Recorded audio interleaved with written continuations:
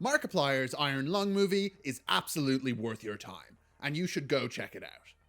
I was only vaguely familiar with the premise of the game, that being it's a horror game set on an old rustic submarine type vehicle.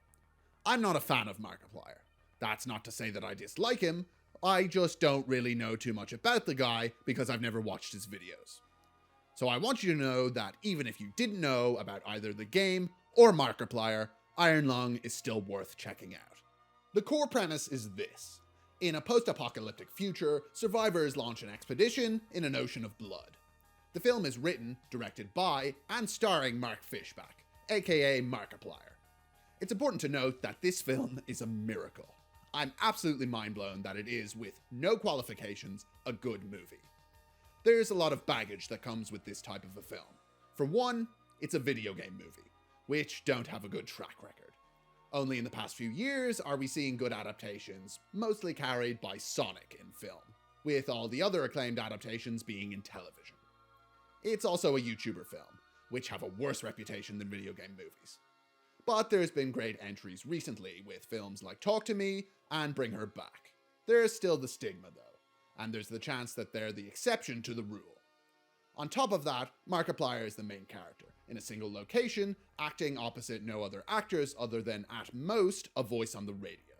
I'm going to spoil the movie from this point going forward, so if you want to go in blind, now is your time to leave. A strength of the film is Mark's performance, and I suspect that his reputation as the guy who shouts a lot factored into how he wrote and structured the film. His character Simon is a convict, which is why he's sent on this expedition. He's not doing it willingly. Naturally, that makes him disagreeable and standoffish, often getting into shouting matches with his handler at base, Ava. Mark delivers the dialogue well, and plays into his strengths as a performer.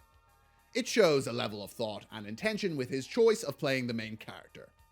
It's never overplayed, as it very easily could be, and managing being totally alone in parts of this movie are handled with tact. I've always found that when characters talk to themselves, it can be distracting and a lazy way to deliver exposition. The film smartly sidesteps this, mostly because of Mark's performance, but also how it handles exposition throughout the film.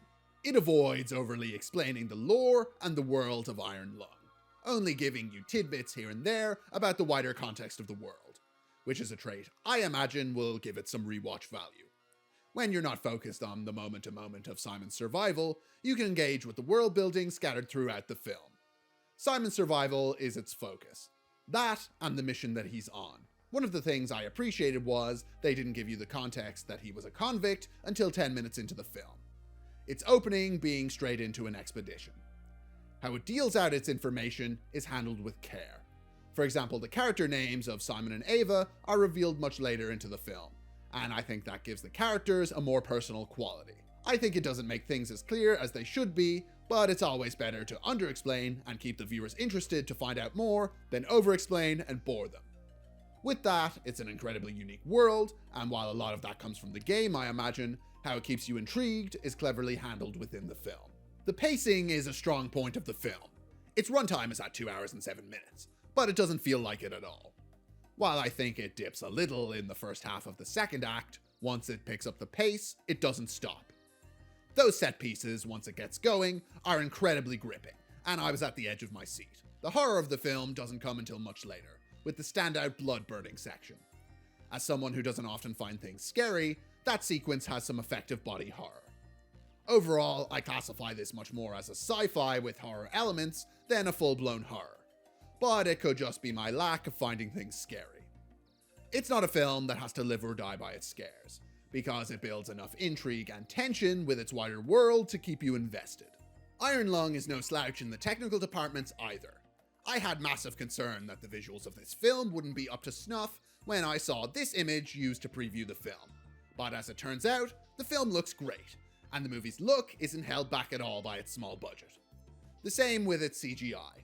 A lot of modern films give you clear and long looks at CG environments, where you have more than enough time to see its imperfections and how fake it looks, contrasted against the real actors of a film. Iron Lung doesn't have that issue at all, and it doesn't linger on the few sequences where there is a lot of CGI. The blending was immaculate, and if there's lots of CGI used in the submarine, I couldn't tell at all. Since Simon is in an enclosed space, it puts the cinematography at risk of being repetitive.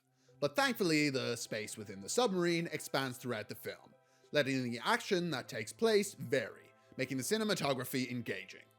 There's a standout SnorriCam sequence near the end of the film.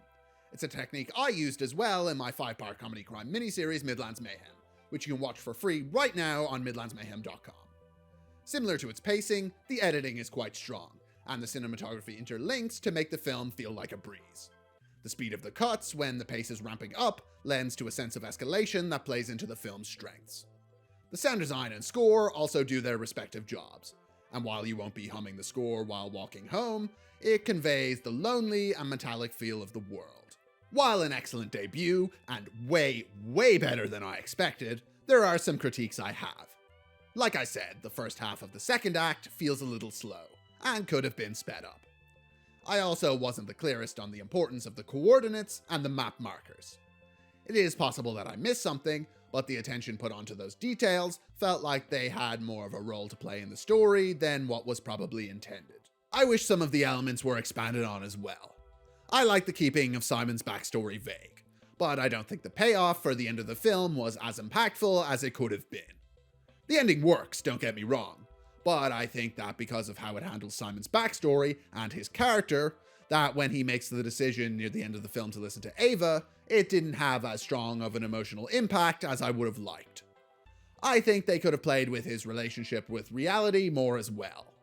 Midway through the film, he makes a Faustian bargain with what we assume is an alien for his survival. He then hears and sees things that aren't there. It could have been a larger part of the film, that this could have all been in his head, or he was just lucky to have survived this long. I thought it was an interesting element, but it left me wanting more. If my criticisms are that I wanted more from the movie, then it's certainly doing something right. But is it the best video game movie ever released? Depending on your taste, yes, I think it could be. Its other rival is Sonic 3, which I think is a great film, and comparing them is difficult due to them being on completely different ends of the film spectrum. But for my money, I think it just about surpasses Sonic 3 with how unique of a film it is. Honestly, it's a marvel to me that this movie is as good as it is with all the potential mishaps it could have had. But it got me excited for Markiplier's next project. This is a stellar first film, and you really couldn't ask for more from a directorial debut. It's unique, incredibly engaging, has strong performances, and to top it off, some wonderful CG and visuals. I'm really excited to see what Markiplier does next.